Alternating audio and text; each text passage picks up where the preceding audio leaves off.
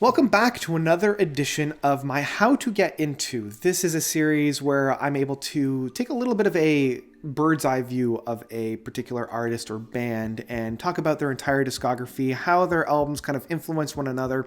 And at the end of the day, it's a good starter point for anybody that's looking to get into a band that they're not overly that familiar with, or it's for a fan of the band and just to give a little bit more perspective on their albums, how I would introduce somebody else to their music.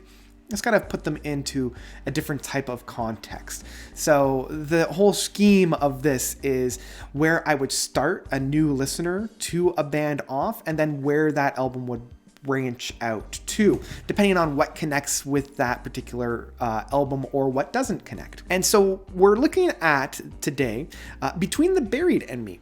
And one of the reasons why I chose Between the Buried and Me, outside of the fact that they're one of my all-time favorites, not only in the progressive death metal scene, but just musical landscapes entirely. But they're also putting out a new album this year. They just got out of the studio recording their next outfit. So pretty excited about that one. And I figured this is a great time to revisit their discography. And they're also one of those rare bands that really haven't put out a bad album. Now, they've put out a few kind of less than stellar albums when you compare it to their overall discography, but even in isolation, those few albums that I would say are not necessarily my favorite are still brilliant, and I still love them. One of the things that drew me to Between the Buried and Me is their ability to balance the hardcore aspect of that technical, brutal metal, like that gnarly, throw everything at the wall, scream your balls off with a massive blast beats behind them, soaring guitar works, and that chunky bass with these brilliant, slower, atmospheric, psychedelic, very progressive rock stylings. It's the perfect marriage between that death metal, hardcore oomph with the brilliant, slower, atmospheric, psychedelic ridiculousness. And it's that marriage that I couldn't help but fall in love with Between the Buried and Me. So this is kind of where I would start with the band if you are a new listener, and kind of where I would go from there. And honestly, how could you start anywhere else than their 2007 album of Colors? This album was what really launched their career into the stratosphere. This was the album that I started with, and it hooked me immediately. Now, take into consideration that when I was first getting into this band, I wasn't a big fan of tech death metal. The only outfit that I could really stomach at that time was Opeth, and even then, I was having a hard pill to swallow in terms of those growls. Like, it was something that I was still really digesting. I tried my hand with Mastodon a couple of times. I have fallen in love with them really much since then. But even then, it was too hard, too raw, too in your face. I just couldn't do it. But with Colors, there was enough to really dive in. Like, obviously there is that brutal balls to the wall metal. There's a lot of screaming. There's a lot of angst. There's a lot of that brutality. But with tracks like The Son of Nothing and Ants of the Sky, you have these brilliant moments, these pearls of beautiful progressive rock that's in and amongst these massive insanity. And I mean, the last couple of minutes of White Walls, the final track off of this album, just, it transcends general music. It really does. Like, there's almost this religious experience. One of the things that I particularly love about this particular album is that the tracks flow seamlessly from one to another, creating about just over an hour's worth of continuous music that's really to be digested as one. I could go in further and dive deeper into this album, but this is a great starting point for Between the Buried and Me in terms of what to do next. Because if you love the more like progressive rock, less heavy stuff, then we have one branch that we can go off.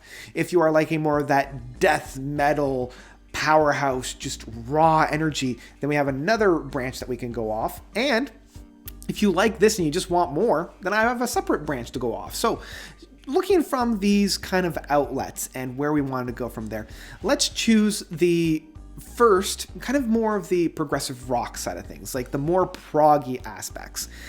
Now, each of these will have a variation of all the elements that I've already talked about.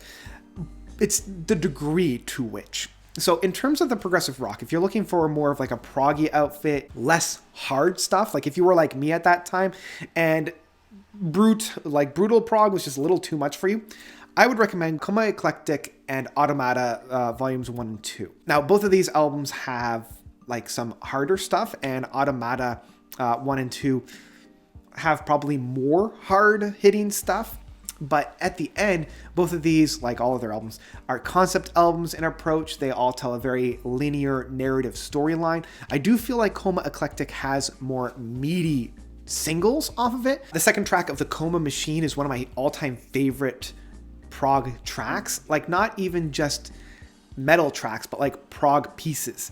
It does become more of a psychedelic rock album after that, and only like here and there do we have the smatterings of that brutal, growling, yelling aspect of Between the Buried and Me. It doesn't quite punch quite as hard, but I do love that psychedelic romp. Like, this album does hold a very special place in my heart, especially with that build up and the final punch of The Option, Oblivion, and Life in Velvet. Great way to end a concept album. And if you're a fan of that kind of concept, taking time and really getting into the music, this is a great second step for you. If this one didn't quite hit as hard, definitely check out Automata 1 and 2. It's kind of a double disc, but it's really one album that's been separated into two. There's a little bit of an experimentation, and honestly, I love when a band does this. I love when they try something new. Even if it doesn't work, it means they tried something new. And the music that's found on both of these, when consumed as a whole, is brilliant. I feel like this is some of their best musical writing in terms of composition. It hits a little bit harder than Coma Eclectic. I just don't know if it has quite as many catchy moments on it. Like, I will say that Coma Eclectic has very catchy moments. This is a little bit more on the heavier side, and it still has a brilliant concept. I love that it actually ends on a positive note, which is rare for a death metal outfit to have. But some of the tracks and tunes on this, very, very brilliant. So if we come on back to Colors, join with me as we come on back to Colors. So we looked at the one branch, kind of more in the prog sphere. Let's look more into the brutal sphere. If we're looking at just like the straight up brutality, we want that raw metal. Then next one up, obviously, is Alaska, the album that preceded it. I mean, there is the Anatomy of, but I'm going to kind of leave that one at the wayside as it's essentially covers. Alaska was the first one to really test the waters in terms of a proggier piece. There are a few tracks on here that really take a step, or rather a dive into the prog sphere. And that's Skeltsky's The Endless Obsession, which is one of my favorites of theirs, like through and through, as well as Rototurner. Again, these two tracks just make me come back to Alaska time and time again. But this one also has just brilliant, just that gnarly, sharp metal. All Bodies being the first one, The Primer being the ninth one, Laser Speed, the final track, really nailing it home. This album has some of the most brutal music that the band has done. It has the maturity after two albums, this being their third, to allow them to kind of take a little bit of a grander step and a more brutal approach to their metal. And Alaska is the track that really showed that they were able to balance this psychedelic proggy outfit with a very brutal metal approach to it. And how can you also not talk about the Backwards Marathon, which is probably my favorite track off of this? I mean, Skeltsky's is pretty close, but Backwards Marathon, that final brillianceness with Medicine Wheel being the afterthought. Like, the more I think about it, the more I realize how much I really do love Alaska. Brilliant outfit from Between the Buried and Me, and highly, highly recommend checking it out if you haven't already, especially if you're looking for something a little bit harder, while still having a little bit of a toe in the progressive rock scene. Now, the other ones, if you like that brutality and you just want more of that, then check out their first two albums. I will admit, it took me a while to get into their first two. Their title album of Between the Buried and Me, and their follow-up of The Silent Circus. I didn't realize how much I really love these albums. I think I like their title album a little bit more because they're trying a little bit new. They're trying to give themselves their own little style. And I really do love that. The Silent Circus, though, is still one that you shouldn't sleep on.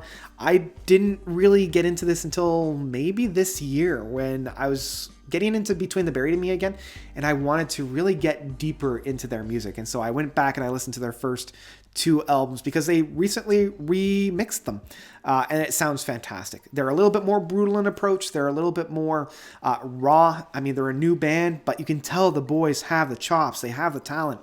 And I love not only their heavier stuff, but also the smattering here and there of some more of their mellower psychedelic stuff. Great albums that you really shouldn't sleep on, even though it might not necessarily be their best outfits.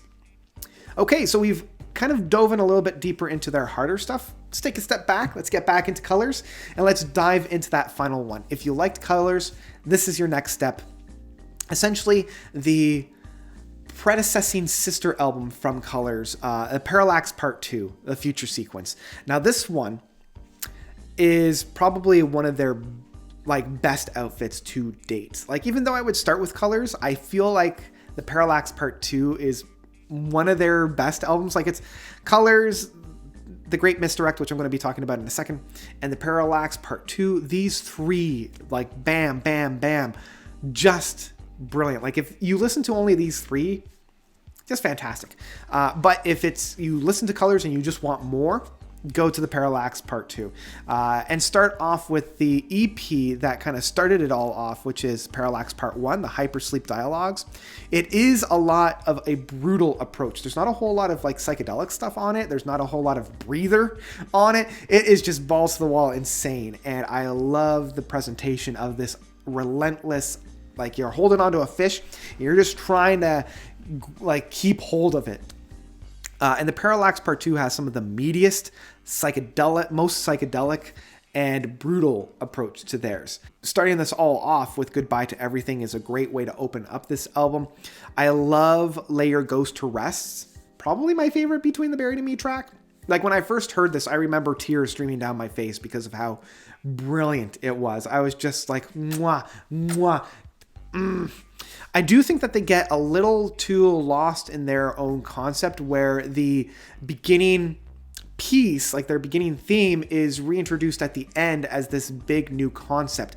And within the Silent Flight of Parliament, I do feel that I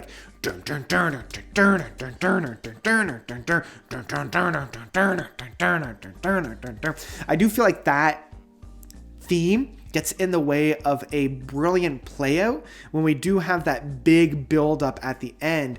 And I'm just this is brilliant. I love this. They should have stopped it right before they reintroduced that final moment. But I mean, when we get into the big climax that is Goodbye to Everything reprised, mwah. But I would also recommend checking out my favorite album from the group. If I were to ever do a worst to best, spoilers, this would be my favorite. The Great Misdirect. This is their most proggy album out of the bunch. And it also has some of their most meatiest ones. This one has Disease, Injury, and Madness, Fossil Granera, and their biggest and longest track of Swim to the Moon, which is maybe my favorite. Again, I keep saying that Lay Your Ghost to Rest might be my favorite, but I mean, Swim to the Moon is really hard. It's a great, great epic, and I love the fact that they ended such a big album off on such a big epic. Each of these tracks are its own little mini epic. Each track has its own moment to shine. And yeah, I can't help but love The Great Misdirect. So this is another album that is a must if you are to get into Between the Buried and Me. Obviously the 3 that I would say are an absolute must: Colors, Great Misdirect, Parallax Part 2. Have to listen to those ones. But I would start with Colors, and if you're really digging it, which I hope you do, then slide into these guys. It's almost seamless how to slide into those. I think Colors is probably the rawest. The Parallax is the most polished.